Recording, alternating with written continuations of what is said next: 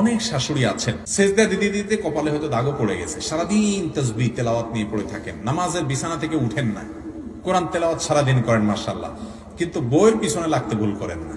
বউর বিরুদ্ধে ছেলেকে ফুসলা তাদের সম্পর্কটা নষ্ট করে, বউয়ের কাছ থেকে যৌতুক দাবি করে, খোঁচাখুচি করে, তার ছোট দোষটাকেও বড় করে দেখার চেষ্টা করে, সারাদিন ঝগড়াঝাটি লাগায় রাখে, তার বিরুদ্ধে শত্রুতা করে, তাকে আপন করতে পারে না। অনেক মায়েরা এরকম আছেন, অনেক শাশুড়ি এরকম আছেন, জাহান্নামে যাওয়ার জন্য এই একটা আচরণ যথেষ্ট হতে পারে, আপনার ইবাদত বন্দেগী কুলাবে না।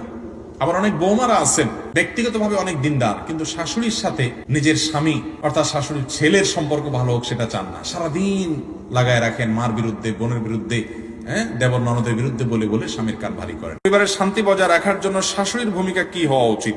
একজন শাশুড়ি তিনি পরিবারের শান্তি রক্ষার প্রয়োজনে বৌমাকে নিজের কন্যা সন্তানের মতো আদর দিবেন এবং সেই সাথে নিজের দেওয়ার ক্ষেত্রে চিন্তা করবেন আমার মেয়ে, আর পাওয়ার ক্ষেত্রে চিন্তা করবেন সে তো পরের মেয়ে, আমি মেয়ের মতো নিজের মেয়ের মতো আশা করি কেমন তার কাছ থেকে, সেটা তো হবে না। একজন মুসলমানের চরিত্র এরকম হবে। ঠিক একই কথা বৌমার জন্য প্রযোজ্য।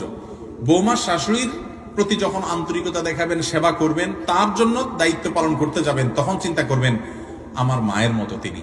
আর যখন শাশুড়ি থেকে কোনো কষ্ট পাবেন, আঘাত পাবেন বা কাঙ্ক্ষিত কিছু পাবেন না, তখন চিন্তা করবেন আপন মায়ের আচরণ আমি তার কাছ থেকে আশা করব কেন। অর্থাৎ নিজের পাওয়ার ক্ষেত্রে আশা করবেন ভিন্নভাবে, আর দেওয়ার ক্ষেত্রে আশা করবেন শাশুড়ির প্রতি কর্তব্যের দিকটা বিবেচনা করে। তাহলে আপনার দ্বারা কারোর কষ্ট হবে না, আর আপনি কারোর দ্বারা কষ্ট পেলেও সেটা হজম করা সহজ হবে। বেশিরভাগ পরিবারগুলোতে আমাদের দেশে, বিশেষ করে গ্রামে, শহরেও আজকাল আছে যে হয় শাশুড়িরা বৌদের উপর অত্যাচার করে, এখন আজকাল অবশ্য বউরা বেশি শাশুড়িদের উপর অত্যাচার করে। আল্লাহ তাআলা সহনশীল মানুষদেরকে জান্নাত দিবেন। শাশুড়িকেও সহনশীল হতে হবে, বৌমাকেও সহনশীল হতে হবে, তাহলে পরিবারের শান্তি আসবে ইনশাআল্লাহ। সবর এবং শুকর, এই দুটো গুণ ছাড়া কোনো দম্পতি সুখী হতে পারে না,